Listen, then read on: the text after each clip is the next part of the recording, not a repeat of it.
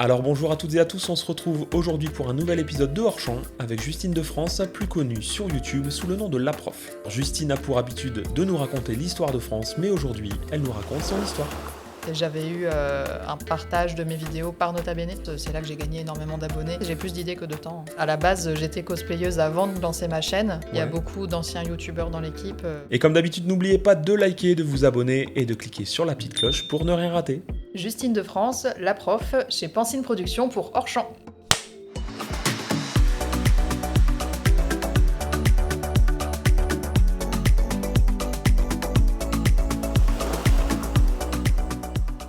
Alors bonjour Justine. Bonjour. On est ravis de t'accueillir aujourd'hui chez Pansine Productions pour un nouveau numéro Hors Champ.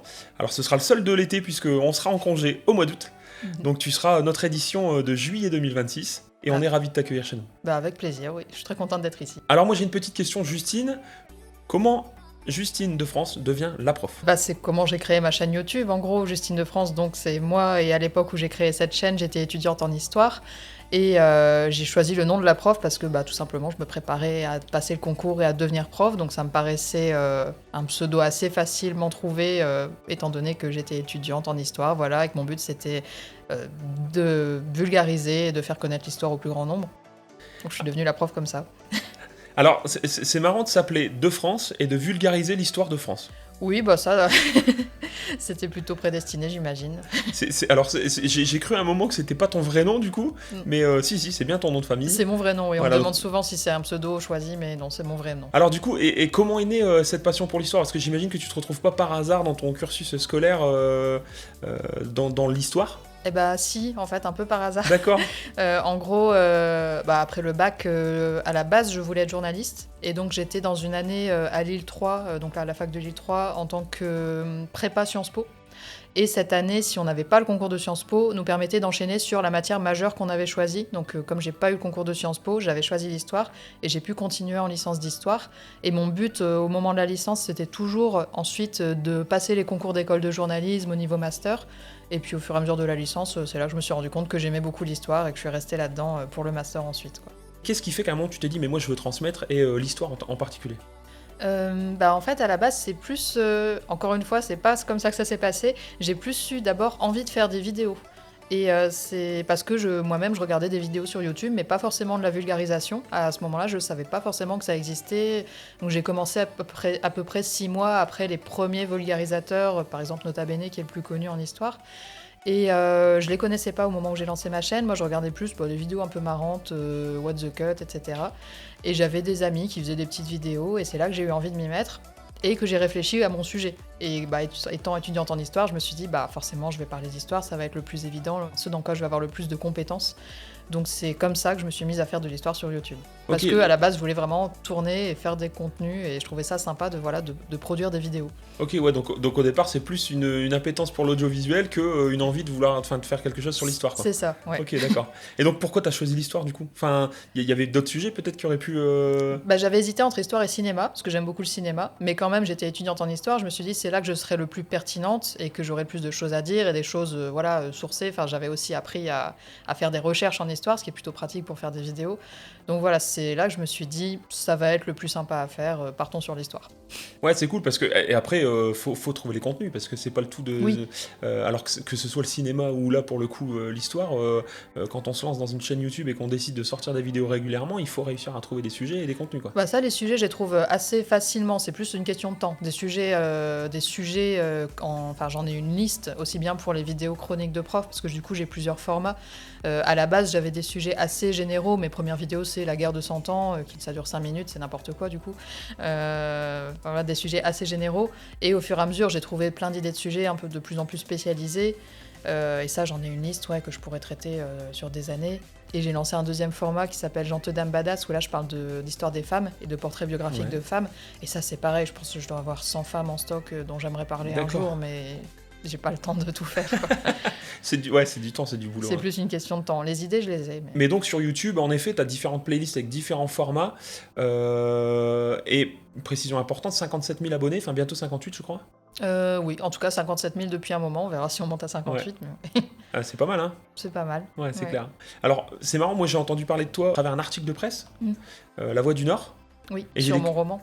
C'est ça. tout à fait. Et j'ai découvert un petit reportage qui avait été fait par France 3. Oui, il y a un moment déjà, ça doit Ouais. faire peut-être 7 ans, ce reportage. Ouais. Ah, c'est cool, j'ai vu ça aussi par hasard. Je dis, tiens, c'est sympa, France 3 même, qui vient faire un reportage, c'est sympa. Hein. Oui, bah, il y a eu un moment, j'avais eu quelques petits articles comme ça qui m'avaient fait un peu connaître. Il y avait eu un article dans Télérama aussi. À un moment, ils faisaient des articles sur pas mal de youtubeurs dans chaque numéro, des petits articles. Et ce qui m'a bien fait connaître aussi, bah, j'en parle encore, mais c'est que j'avais eu un partage de mes vidéos par Nota Bene. D'accord. Et donc là, je me souviens qu'à l'époque, mon nombre d'abonnés avait bondi, c'était incroyable, et c'est ça qui m'a bien fait connaître aussi. Et donc tu parles de TikTok et d'Instagram, donc t'es présente sur d'autres types de réseaux, t'es pas présente que sur YouTube, j'imagine? Alors je suis présente sur d'autres réseaux, mais plus soit de manière personnelle, soit pour relayer ce que je fais sur YouTube. Mais par exemple, j'ai jamais créé de contenu vraiment dédié à Instagram. Mon TikTok, Ok. j'y suis pas. J'étais un petit peu pour voir, mais ça m'a pas tellement intéressé. Mais oui, c'est plus soit du relais, soit des réseaux personnels. Sinon, la vulgarisation, c'est sur YouTube et en livre. Ok. Et donc ton public, c'est quoi? C'est qui? C'est quelle tranche d'âge? Est-ce que t'as déjà regardé un petit peu de plus près qui étaient tes abonnés? Bah, j'ai vu, oui, on voit dans les statistiques, en général, ce sont plutôt des adultes, moi des trentenaires, voire plus, quarantenaires, cinquantenaires. Et après, c'est plus dur de voir le reste. Par exemple, bah, si les personnes n'ont pas de compte YouTube, il me semble que d'office, elles sont classées en tant qu'hommes. Donc voilà, savoir si j'ai plus d'hommes, de femmes sur YouTube, Ok. ça c'est un peu plus compliqué. Donc pas forcément beaucoup de jeunes. Pas tellement. Faudrait que je retourne voir, mais en tout cas, je crois que j'ai plus de 30-40 que de 20-30, il me Ok. semble. Parce que pour des étudiants, c'est quand même très intéressant. Enfin, cette manière d'aborder l'histoire. Oui, ça peut faire. Après, je pense que les étudiants sont déjà un peu plus pointus, même si moi j'essaye de rentrer dans les détails, d'être assez pointu dans mon contenu. Je pense que c'est plus pour des personnes justement qui sont pas forcément historiennes et qui veulent, Oui, qui découvrent vraiment. qui veulent une entrée en ok. matière. Ok, très À bien. mon avis, les étudiants, bah, il doit y en avoir, hein, mais je pense qu'ils vont plus aller chercher vraiment dans les livres. Oui. Question intéressante, mais je pense avoir ma réponse. À quelle époque aurais-tu aimé vivre? Je sais pas. Si t'as la réponse, je dirais que aujourd'hui. C'est vrai? Bah déjà parce que je suis une femme et donc ça fait seulement moins d'un siècle qu'on a le droit de vote, voilà. Donc Alors, vu comme ça, c'est vrai que... donc je pense que j'aurais pas été très heureuse dans les époques plus reculées. Ok. Et non, j'aimerais voir d'autres époques. Si je pouvais voyager dans le temps, ça me plairait forcément d'aller voir le Moyen-Âge. Bon, ça, c'est ma période Ouais. de prédilection. Le 19e siècle, que j'aime beaucoup aussi. Mais vivre vraiment, non, plutôt de nos jours, je pense que c'est. D'accord, bon, avoir de mieux. je m'étais mis en tête que t'aurais aimé vivre au Moyen-Âge quand même. Mais, Bah, enfin, en ouais, tout cas, le c'est vivre. compliqué quand Mais, même. mais ouais. J'avoue que vu comme ça doit vivre au Moyen-Âge, Ne ça doit serait-ce pas que être... les maladies aussi, enfin, voilà. Ouais, Voilà. c'est pas faux. Ouais. C'est vrai. Si demain tu pouvais passer 1 heure avec un personnage historique, ce serait lequel? Mais Louise Michel a l'air vraiment incroyable et j'aimerais bien la rencontrer et lui poser quelques questions, oui. Alors, est-ce que enseigner l'histoire et vulgariser l'histoire sur les réseaux, sur YouTube, c'est le même métier? Non, non, pas du tout. Après, je pense que le fait d'avoir commencé par faire de la vulgarisation avant d'enseigner, ça m'a donné une certaine aisance. Aussi parce que je suis quelqu'un d'assez introverti, donc je pense que débarquer comme ça devant une salle de classe, c'est compliqué et j'ai eu quelques facilités par le fait que voilà, je savais déjà un peu vulgariser, parler à un public. Mais non, c'est pas le même métier parce que vulgariser, déjà, on choisit ses sujets, on peut partir dans toutes les directions qu'on veut et puis on transmet les choses qu'on veut. Alors que dans l'enseignement, on a un programme et on a aussi un programme au niveau de ce qu'on doit enseigner en histoire, mais aussi des compétences qu'on doit transmettre. Enfin, c'est plus codifié peut-être. Oui. Et on a aussi tout un aspect pédagogique qu'on n'a pas forcément dans la vulgarisation. Enfin, on a tenir une classe, faire aimer l'histoire à des élèves qu'on a en face de soi, qui parfois, qui ont leur vie. On connaît beaucoup mieux leur vie que celle de nos abonnés. Ouais. Ouais, y a plein d'aspects qui font que c'est très différent. C'est quoi le plus grand défi quand on veut vulgariser et faire comprendre des sujets d'histoire, voire des sujets peut-être un peu compliqués à des gens qui soit s'y intéressent pas, soit connaissent pas du tout le sujet? Je dirais que c'est ça le défi, oui, c'est réussir, parce que moi j'aime aborder des sujets assez pointus, même si sur mes premières vidéos c'était assez généraliste, mais de plus en plus je me suis spécialisée dans des choses qui me plaisaient. J'aime bien parler d'histoire culturelle par exemple, ou d'histoire sociale, d'histoire des mentalités. Et ça c'est des choses qui d'un premier abord peuvent ne pas être si attirantes. Donc c'est réussir à rendre ça intéressant, tout en étant assez... moi, j'aime bien aller dans des exemples précis. J'aime aller profondément dans le sujet. Par exemple, j'ai fait des vidéos sur les relations entre les histoires et la forêt, les relations entre les hommes et la mer, l'histoire de la nuit au Moyen-Âge. Il faut aussi réussir à rendre ça attirant parce que les gens vont peut-être pas moins avoir envie de cliquer sur ces sujets qui peuvent paraître un peu obscurs par rapport à, je sais pas, une histoire de tel personnage connu.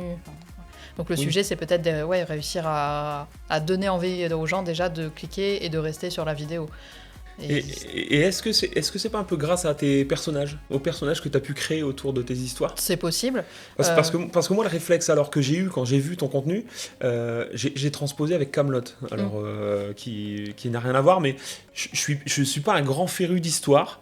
Et pourtant, Kaamelott par exemple, pour pas les citer, j'adore, et le roi Burgonde et j'en passe. On découvre plein de choses sur l'histoire finalement le Moyen Âge à travers une série qui est complètement absurde. Oui. Et qui est quand même à un fond, qui est, si on se renseigne, qui repose sur des faits historiques. Et justement, et c'est là où je voulais venir, je pense qu'il y a un vrai fond, il y a un vrai travail d'histoire qui a été fait sur cette série.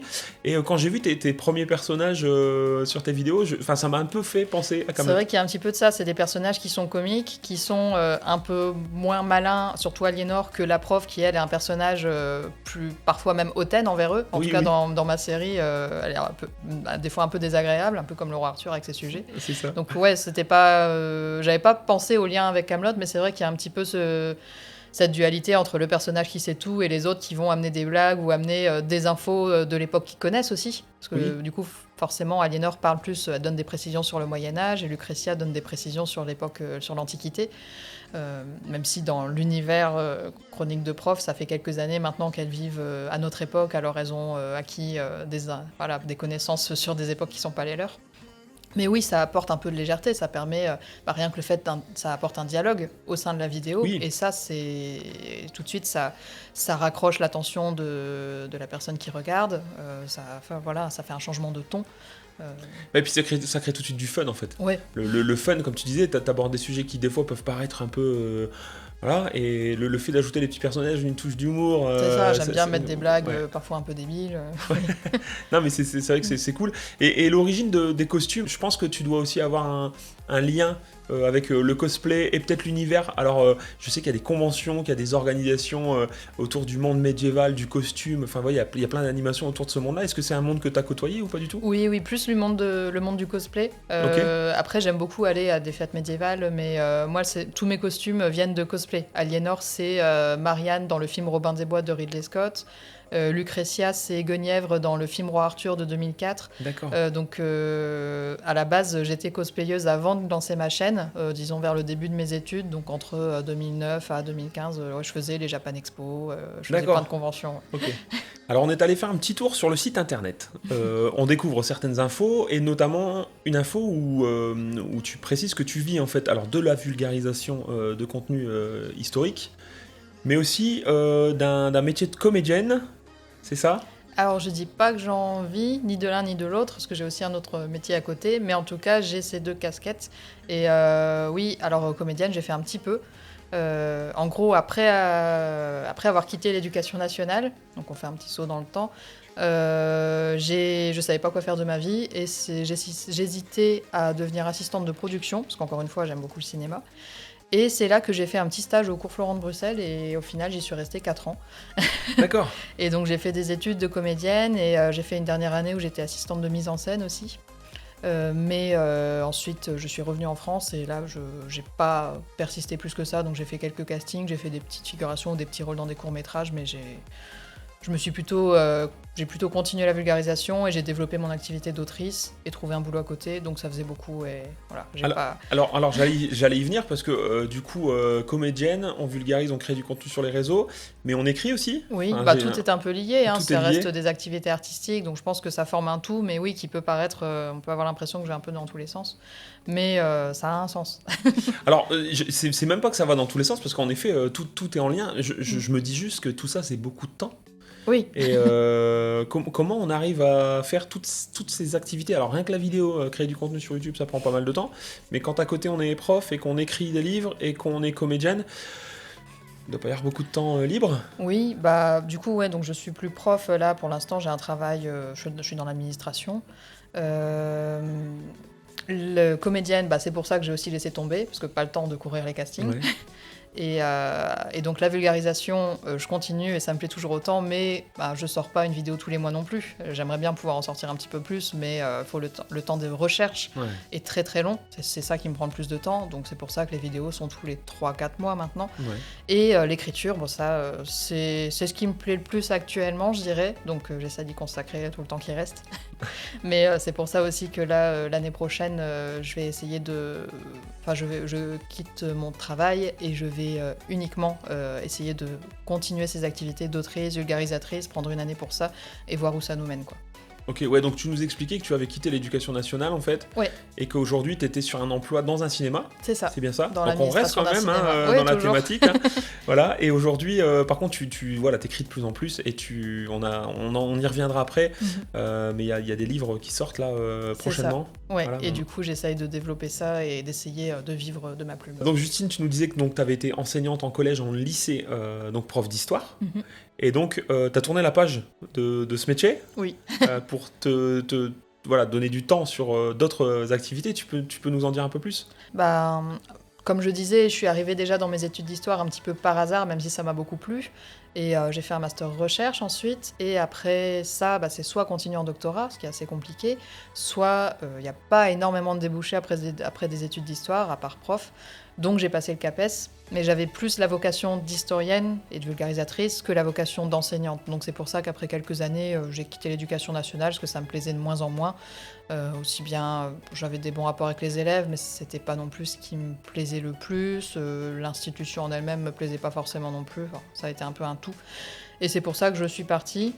Et oui, partie vers d'autres horizons, quoi. Je savais pas exactement vers où j'allais, mais c'est là que j'ai développé ensuite l'écriture, que j'ai repris des études de théâtre, que j'ai continué ma vulgarisation aussi. Donc, Alors, et du coup, en dehors de toutes ces activités, est-ce que tu as d'autres passions ? Est-ce que sur tes temps libres, il y a d'autres choses que tu fais et que tu ne montres peut-être pas J'adore les puzzles. D'accord, voilà. J'ai une passion pour les orques aussi, les animaux. Ok. Je suis allée en Norvège une fois pour essayer de les voir et de nager avec eux. Il y a un gars qui fait ça sur un bateau et je suis tombée sur la seule semaine de cette année-là où on n'a pas vu les orques. Donc un jour j'y retournerai. Mais voilà, ça c'est mon rêve dans la vie, retourner voir les orques. Super. Et non, sinon j'aime beaucoup marcher, voyager, des choses assez classiques et le cinéma. Mais ça on en a déjà pas mal parlé. Oui. Alors c'est marrant, je suis allé en Islande il n'y a pas très longtemps, en février. On est allé sur un bateau en pleine mer pour voir les baleines. Et je ne savais pas qu'en fait c'était la seule période où on pouvait pas les voir. Ah. Voilà. Moi c'était la période où on était censé les voir en plus. Ok. La semaine d'avant ils en ont vu plein, la suivante aussi, juste pas de chance. D'accord, ouais, nous c'était pas la bonne période, on n'en a pas vu non plus. Bon, voilà. Ouais. On a eu le mal de mer, tout ça, mais on n'a pas vu les baleines. Faudrait y retourner aussi. Voilà, on va devoir y retourner. T'es sur YouTube depuis longtemps maintenant, 2014, entre-temps t'as été enseignante. Est-ce que t'as des élèves, des collégiens qui à un moment tombent sur ta chaîne et se disent tiens, mais je la connais cette prof ?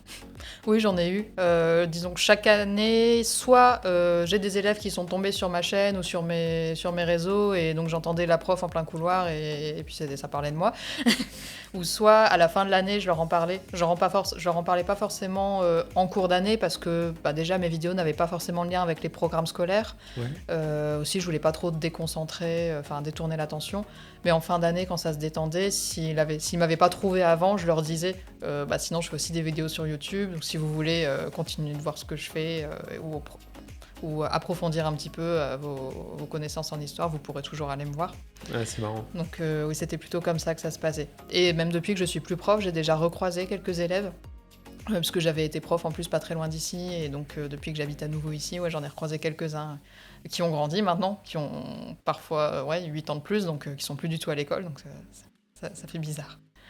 Alors c'est vrai qu'on n'en a pas parlé d'ailleurs en introduction, mais du coup tu habites le secteur, t'es proche de Béthune.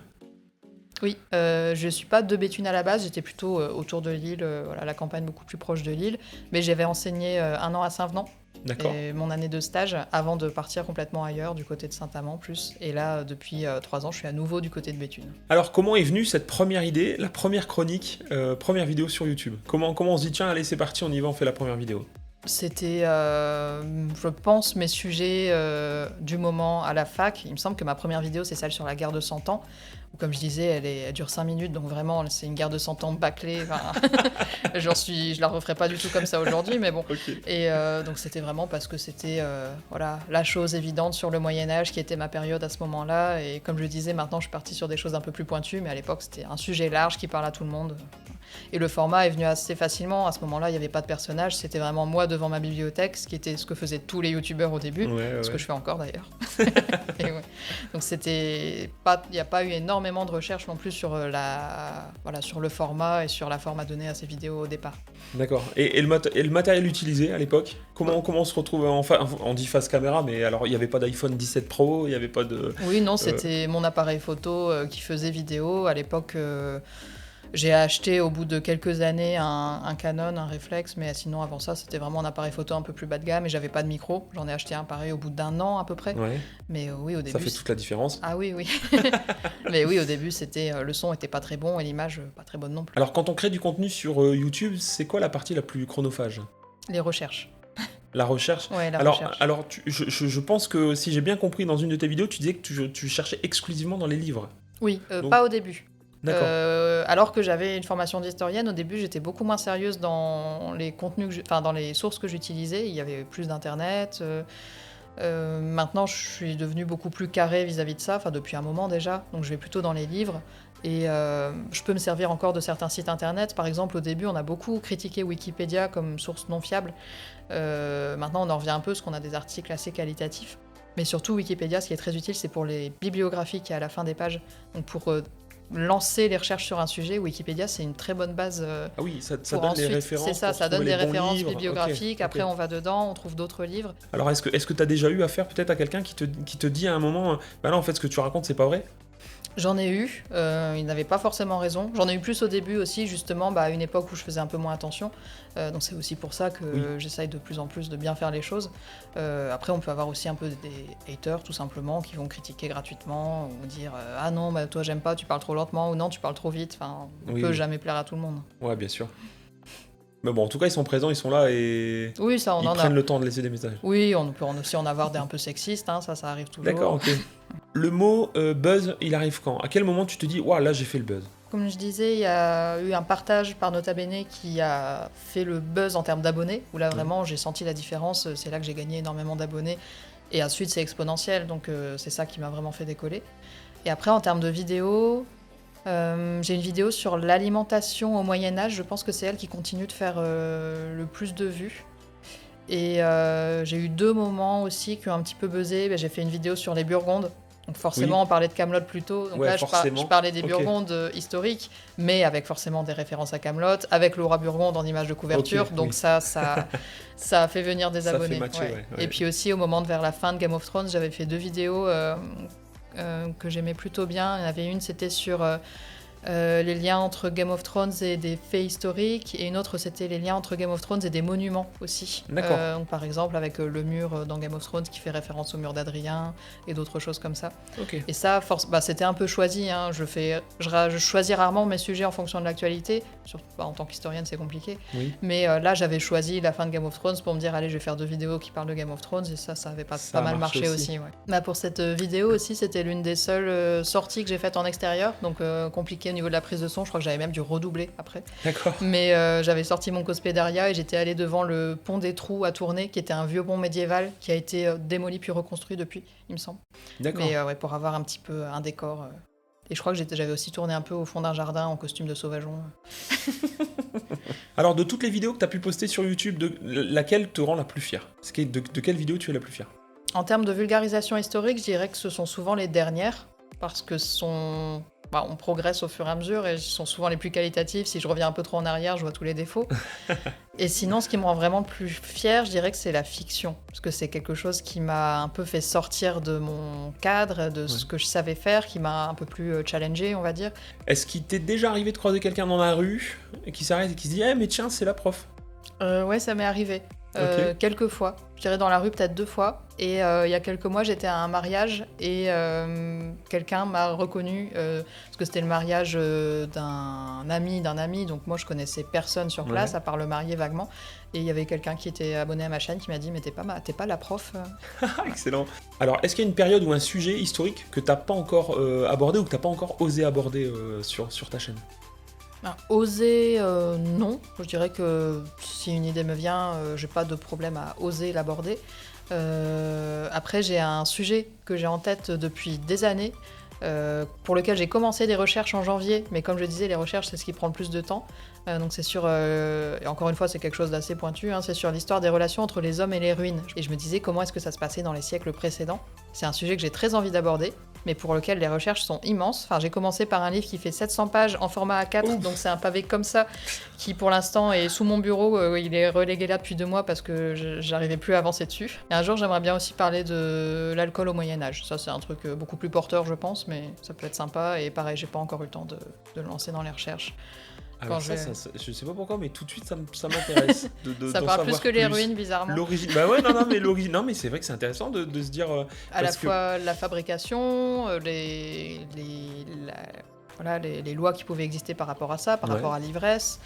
Il peut y avoir des choses intéressantes à dire. Est-ce qu'un jour, tu t'es réveillé en te disant, voilà, c'est bon, j'en ai marre, j'arrête ? Non. Jamais ? Non, jamais. Je me suis déjà posé la question de manière un peu plus, un peu moins ferme, en me disant est-ce que j'ai envie de continuer ? À chaque fois, la réponse était oui, mais aussi parce que je le fais à mon rythme. J'ai jamais cherché à vraiment vivre de mes vidéos, donc j'ai pas à m'imposer un rythme parce que c'est ma source de revenus. Donc c'est ça qui me permet aussi de lever le pied et de me dire je fais les choses tranquillement. Alors, à quoi ressemble l'espace de travail de Justine de France quand elle commence à bosser sur ces sujets et à préparer ses vidéos ? C'est mon bureau, j'ai mon bureau à moi, et donc c'est un bureau qui est un petit peu dans l'esthétique cabinet de curiosité, avec des vieilles bibliothèques, avec des vieux cailloux que je ramasse un peu partout. Donc j'aime bien cette esthétique, donc j'essaye de décorer un petit peu mon bureau comme ça. Alors quel est le cliché qui t'agace le plus sur les créateurs de contenu ? Peut-être l'aspect influenceur, forcément associé à influenceur, parce que pour moi, ce sont 2 choses différentes. On peut être créateur de contenu et influenceur, on peut être peut-être juste influenceur. Enfin, moi, j'ai justement beaucoup plus développé l'aspect vulgarisation que influenceur. J'ai fait assez peu de partenariats, par exemple. Je suis pas forcément en lien avec les institutions. Enfin, je fais beaucoup les choses dans mon coin. Donc peut-être que c'est ce cliché-là qui m'agace, même si j'ai rien contre les influenceurs. Donc après, peut-être que ce qui m'énerve aussi, c'est il y a des gens qui ont un a priori sur le mot vulgarisateur. Alors que moi, je l'aime beaucoup et c'est celui que j'utilise.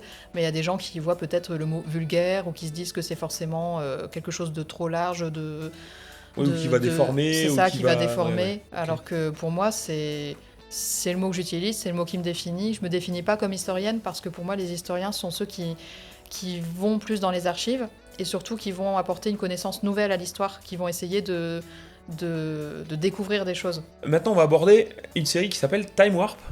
Voilà. Et c'est une série que tu as fait produire ou que vous avez produit vous-même ? On l'a produite nous-mêmes, enfin, on a fait une campagne de financement. Donc c'était par les dons uniquement. Globalement, une équipe d'amis, en tout cas pour la saison 1. Et la saison 2, on avait recruté une assistante réal, un ingé son aussi, parce que notre ingé son n'était pas dispo sur toute la période, et quelques comédiens qu'on connaissait pas. Mais le noyau restait le même. Alors quand on s'attaque à une série comme celle-là, c'est quoi les plus grosses difficultés ? Le tournage, le montage, les costumes La pré-production. La phase d'écriture était assez simple, le script je l'avais assez vite, mais ensuite c'était toute l'organisation. Aussi parce que on a tourné, la saison 1 c'était en partie dans le Nord, en partie à Paris, et la saison 2 c'était uniquement dans le Nord, mais l'équipe venait d'un peu partout en France, et même en Belgique pour la saison 2, donc faire venir tout le monde. On avait du coup un régisseur aussi qui était un pote, donc voilà, personne n'était pro, et on s'est juste défrayé, mais il y avait pas, on n'était pas payé non plus pour ça. D'accord. Donc toute la pré-production c'était beaucoup, et c'est ça qui fait que j'avais hésité à partir sur une saison 2. Sur la saison 2, j'avais un assistant de production, pareil, un ami, mais du coup, ça m'a un petit peu délégué. Okay. Et c'était ça, le plus gros stress. Sur le tournage, des fois, il y avait mon pote qui est ingé son qui me disait « Pose-toi, assieds-toi ». Et aussi parce que je jouais dedans en plus. Donc j'étais à la fois... j'étais assez peu derrière la caméra du coup, puisque la saison 1, j'avais J'avais quelqu'un, la saison 2, j'avais 2 personnes qui faisaient à la fois cadrage et assistante de réalisation. Mais du coup, j'ai arrivé à me détacher un petit peu de ça, mais toute la logistique, par contre, de dire après on va tourner à tel endroit, machin, ça restait moi. Donc c'était compliqué de ensuite me mettre dans le jeu. Il y a beaucoup d'anciens youtubeurs dans l'équipe, aussi bien devant que derrière la caméra, mais que des potes. Et la post-production, c'était pas moi, c'était saison 1, c'était une pote qui montait, et saison 2, on avait pu avoir une monteuse professionnelle qui bosse sinon à la télévision. D'accord, donc, ouais, c'était très quali. Hein. Ouais, elle a fait du bon boulot. Ah, c'est cool. Et j'ai un pote compositeur aussi, ça c'est très pratique, et qui a fait du très bon boulot aussi pour la musique. Alors sur quoi vous vous êtes basé pour créer les personnages, et comment vous avez recruté les acteurs du coup pour jouer ces personnages? Alors il y avait les personnages existants de ma chaîne, donc la prof, Aliénor et Lucretia. Donc la prof c'est celle qui donne les cours sur YouTube. Aliénor et Lucretia viennent d'une autre époque, et c'est de là qu'est venu le scénario justement. Je me suis dit, essayons d'expliquer comment elles ont débarqué à notre époque. Et pour le recrutement, Aliénor, j'avais envie de continuer à la jouer, donc jouer les 2 rôles, la prof et Aliénor. J'avais pas envie de jouer trop de personnages non plus, donc pour Lucretia, j'avais une amie qui est très bien dans le rôle. Donc il y a 2 acteurs pour Lucretia, du coup sur ma chaîne ça reste moi, mais pour Time Warp c'était une autre actrice. Okay. Et les autres personnages, on les a inventés au fur et à mesure, et pareil ça a été des amis pour la saison 1, et pour la saison 2, des amis qui avaient encore plus de rôles du coup, parce que aussi comme ce sont des personnages qui sont les ancêtres les uns des autres, c'est pratique, on peut réutiliser les mêmes acteurs. Oui. Donc saison 2, j'avais celle qui joue Lucretia qui jouait aussi Cro-Magnon. Le rôle de la cyber-historienne, donc l'historienne du futur, a été élargi avec la pirate et aussi Jeanne qui venait du XVIIIe siècle. Donc chacun avait un peu plus de casquettes, quoi. Ouais. Et puis on dormait tous au même endroit aussi, donc vraiment c'était un camping géant dans la maison de ma mère. Ah, excellent, excellent. Est-ce qu'il y a des projets d'une saison 3, ou est-ce qu'il y a d'autres projets, peut-être de séries, de courts-métrages Non, il y avait des idées pour une saison 3, voire même peut-être une saison 4. Mais comme je disais, c'est beaucoup de boulot, et c'était quand même stressant, même si c'était incroyable, hein. Le tournage c'est super, mais c'est aussi beaucoup de stress. Donc pour l'instant, j'envisage pas de faire de suite, et puis je pense que plus le temps passe, plus ça devient compliqué, parce que chacun fait sa vie maintenant. Ouais. Et j'ai pas pour l'instant d'autres projets de fiction. Comme je me suis plus tournée vers l'écriture, je pense que mes idées de fiction partent plus vers des projets romans. Oui. Donc, les idées que je pourrais avoir maintenant vont vers d'autres formats, quoi. Alors, donc, tu nous disais que dans cette série, tu as interprété 2 personnages. Oui. Est-ce qu'il y en a un des 2 que tu préfères jouer, en tout cas, en tant que comédienne? Aliénor. Aliénor. Aliénor, j'aime beaucoup la jouer, oui.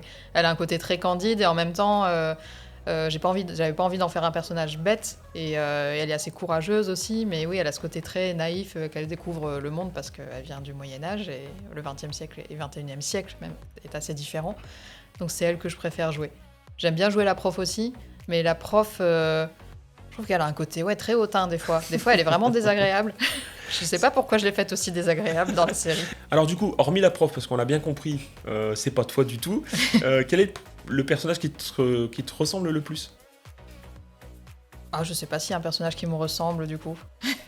Pas du tout? Ouais, peut-être que pas du tout, hein, peut-être que... Ouais, non, je pense que j'ai créé des personnages qui sont toujours à une petite distance de moi.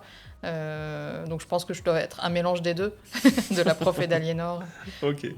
Alors, est-ce qu'il y a un moment où tu t'es dit on va jamais réussir à terminer cette série? On est allé jusqu'au bout, mais il y a eu des difficultés. Forcément, déjà, la saison 2, on l'a tournée en période Covid. Donc c'était après les premiers confinements, mais il y en a encore eu par la suite, il me semble. Et donc il y avait cette crainte que jusqu'au bout, quelqu'un tombe malade et que ça annule tout. Du coup, on était masqués aussi. On s'était tous vaccinés, fait tester. Donc c'était un peu technique à ce niveau-là. Il y a eu des problèmes sur le tournage, on a perdu le trépied pendant une journée, on a failli brûler la cuisine de ma mère aussi. Ça, c'est le régisseur qui a fait des petites erreurs de cuisine. Okay. Et donc oui, il y a eu des moments stressants, et aussi sur les temps de tournage. La saison 1, j'avais un peu mieux calculé les temps de tournage, parce que ça, c'était moi aussi qui avais évalué, telle journée, on va réussir à tourner ça. Et sur la saison 2, il y a eu des jours où on a pris pas mal de retard, et notamment un où on tournait dans une ferme où des gens vivaient, et on leur avait dit on sera parti à telle heure, et au bout d'un moment, ils étaient très gentils, très accueillants, hein, mais ils nous demandaient quand est-ce qu'on allait partir. Oui, forcément. Et donc, on a dû un peu bâcler certains plans, et ça, c'était dommage, et on est quand même allé jusqu'au bout, mais voilà, il y a eu des petits problèmes qui auraient pu remettre en cause la série. Alors, et du coup, qu'est-ce que cette série et YouTube, de manière générale, a changé dans ta vie?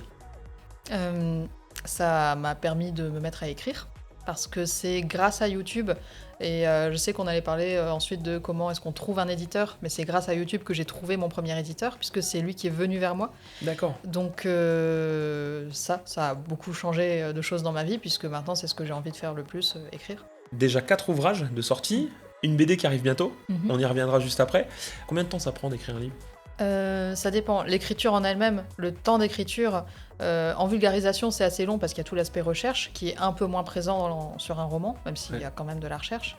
Donc, par exemple, le premier jet de mon roman, je l'ai écrit en 1 mois et demi. Mais ensuite, il y a eu beaucoup de recherches et puis des allers-retours avec mon éditeur. Donc, en tout, entre la signature du contrat et la parution, il y a eu 1 an et demi. Non, mais pour la vulgarisation, je crois que c'était plus ou moins ça aussi, sachant que comme du coup c'était donc mes 2 premiers livres, c'était par chapitre, et donc j'envoyais un peu plus les chapitres au fur et à mesure, ce qui fait que les corrections des premiers chapitres avaient lieu en même temps que l'écriture des suivants. Après, j'écris assez vite, et pour moi le premier jet, surtout en roman, c'est mon premier roman, donc j'ai pas encore beaucoup de recul, mais n'a pas besoin du tout d'être parfait. On a cette idée reçue que il faut déjà trouver les bons mots dès le premier jet, et pour moi la première version du roman, c'était mettre les idées en place, écrire rapidement pour arriver au bout, voir si ça tient la route. Ensuite, laisser reposer un peu. C'est pendant cette période où j'ai laissé reposer que j'ai aussi fait un peu plus de recherche. Donc il y a des choses au niveau historique que j'ai modifiées ensuite. Parce que j'avais pas envie de me bloquer dès le départ. Donc j'avais pas fait tellement de recherche dès le départ parce que j'avais envie de laisser la liberté, laisser mon imagination faire son travail. Et ensuite, la deuxième phase d'écriture, donc la réécriture de ce premier jet, c'est là que c'est plus long parce que c'est là que je vais vraiment travailler le style aussi. D'accord, ok. Que le premier jet, il y a moins de style, donc ça va plus vite. Oui. Et donc un projet un peu différent, parce que là c'est de la BD du coup, qui arrive prochainement. C'est encore différent, oui, c'était un autre travail qui se rapprochait quand même plus de la vulgarisation, parce que c'est entre BD et roman graphique. C'est en gros, moi j'ai écrit une page biographique de chaque femme, donc c'est sur les femmes guerrières. D'accord. Donc on reste dans l'idée de moi qui présente des portraits biographiques de femmes comme dans mes vidéos. Ok. Et donc on a une illustratrice qui a fait à côté de cette page biographique soit une illustration, soit une planche de BD qui illustre un moment précis de la vie de cette femme. Super. Et donc c'est une BD qui sort quand, qui sera Le 16 septembre. Elle sort chez Le Duc et elle sera dans les librairies, en tout cas commandable dans toutes les librairies, voire en rayon. D'accord. Est-ce qu'il y a des projets de romans, d'autres romans prochainement? Oui, ça j'en ai plein, et du coup là j'ai signé pour un prochain roman qui devrait sortir en octobre 2027, toujours chez le même éditeur que mon premier roman, chez Istia. Et ce serait à nouveau du roman historique. Par contre l'histoire pour l'instant j'en parle pas trop. C'est un secret. Ouais. C'est un secret, mais donc l'écriture a démarré du coup? L'écriture j'ai aussi mon premier jet. Déjà, que j'avais déjà donc avant la signature. Et puis là, je suis dans une phase à nouveau de recherche pour approfondir le sujet. Et puis je vais partir dans la réécriture bientôt. Et des idées de romans, j'en ai pas mal. Encore une fois, j'ai plus d'idées que de temps. Alors du coup, pour ton roman, pourquoi avoir choisi La liberté guidant le peuple? En fait, ça a été une réflexion avec mon éditeur. Donc c'est une histoire... En fait, j'ai écrit un autre roman qui sera toujours pas mon deuxième, peut-être mon troisième, on sait pas. D'accord. Et c'est ce roman-là que j'avais envoyé à mon éditeur, Istia, celui qui me publie pour mes romans. Ils ont aimé mon style. Ils ont dit, pour un premier roman, c'est pas assez porteur, c'est pas ça qui va te lancer. D'accord. Donc on s'est rencontrés et ils ont dit, trouvons une autre idée. Et c'est comme ça qu'on a réfléchi toute une après-midi. On se disait, ouais, un roman historique, ce serait bien. Et de fil en aiguille, on a eu cette idée de raconter l'histoire de la femme qui a posé pour la liberté guidant le peuple. Et donc on s'est dit, ok, on part sur cette idée, on se laisse réfléchir. Et le lendemain, j'ai écrit tout un scénario, enfin tout un synopsis, quoi, et je leur ai envoyé, ils ont dit, ok, c'est parti. On a vu passer quelques séances de dédicaces pour ce roman. Est-ce qu'il y a des petites anecdotes, des moments marquants pendant ces séances de dédicaces? À la librairie d'Arras, il y avait un chat. Ça, c'était bien. Un chat? Ils ont un chat dans la librairie. D'accord. Non, sinon, des moments marquants, pas tant que ça. Ce qui est rigolo, c'est que le titre, c'est Adieu liberté. Et du coup, j'ai parfois des gens qui passent et qui sont un petit peu profil... je sais pas, par exemple, un peu anti-vax, enfin ce milieu-là un peu complotiste, et qui disent « Oh, Adieu liberté, oh, ça c'est bien vrai !» Et après, je leur explique que ça n'a rien à voir. Pour eux, c'est déjà un message de lutte. Alors, excellent. même s'il y a un message de lutte dans le roman, puisque ça se passe en 1830, entre 1830 et 1832, donc il y a plein de révoltes à ce moment-là, et voilà, ce roman a pour cadre ces révoltes. Mais oui, je leur explique que c'est pas le même contexte. Comment on se sent quand on se retrouve sur sa première séance de dédicace? Ça fait plaisir.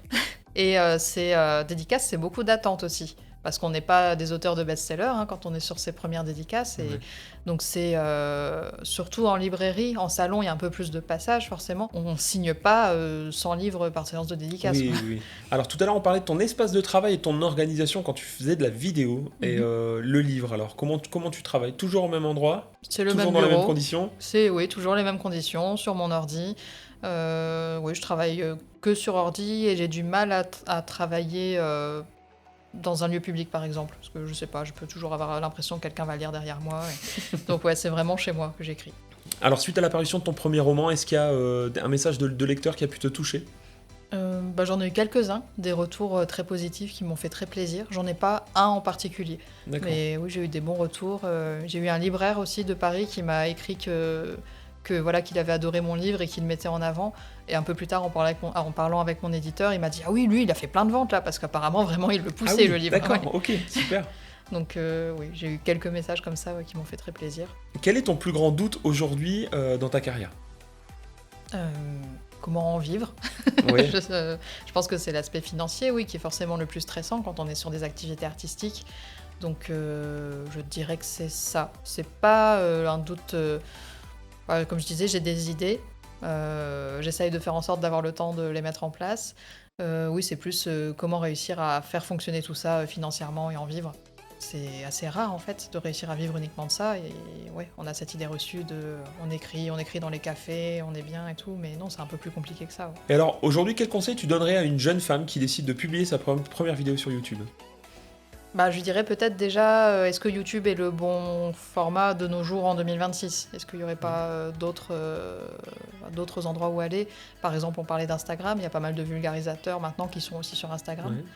Et sinon, voilà, quelqu'un qui voudrait faire des vidéos, je lui dirais, je pense, de faire attention à ses sources, de vraiment être carré sur ce qu'elle va dire, ce qu'elle va transmettre, ce qu'elle va citer. Pour moi, c'est vraiment quelque chose d'important. Là, on parle forcément du domaine historique, mais même dans d'autres domaines. Alors du coup, quel rêve aimerais-tu réaliser dans ces prochaines années? À revoir les orques. C'est vrai, on en a parlé des orques. Et les voir tout court. Et sinon, plus par rapport à ce dont on parlait dans le reste de cette vidéo, je dirais continuer de publier et en vivre. Alors ici, dans 100 ans, un historien retrouve ton travail, tu aimerais qu'il en pense quoi? J'espère qu'il aimerait bien. Qu'il en pense quoi? Oui, qu'ils se disent « Ah, ils faisaient du bon boulot à l'époque déjà sur leurs vidéos, là. » Eh ben Justine, merci en tout cas d'être venue sur ce nouvel épisode de Hors Champ. De rien. Ça a été un plaisir de te rencontrer et de découvrir ton univers. Et puis on a hâte de découvrir la BD qui sort prochainement. Et puis on n'hésitera pas à partager aussi, à regarder ce que tu fais. Merci beaucoup. Merci pour l'invitation. Merci à toi et puis bonne continuation. Merci. Merci à toutes et à tous de nous suivre. Merci de nous avoir écoutés. Je vous donne rendez-vous très prochainement pour un nouvel épisode de Hors Champ.